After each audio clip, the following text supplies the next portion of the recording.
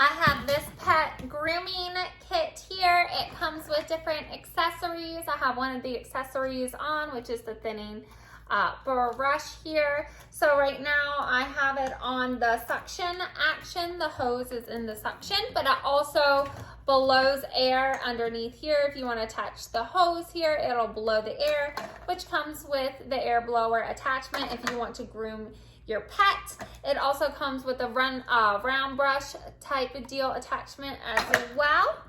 It also comes with clippers with different types of guards for your animal.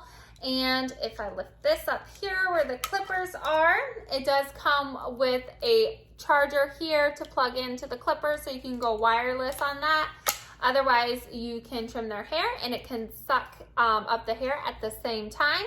So like I said, I do have the suction action on right now where the hose is, but you can do the blow drying as well under here. This comes attached with it, and we can turn it on by this dial here. We already have it plugged in. So I'm gonna go ahead and turn the dial for you so you can see. It's on, and the suction action is on low. We can turn it up a little bit more. And we can go ahead and get started, and let's trim up my dog.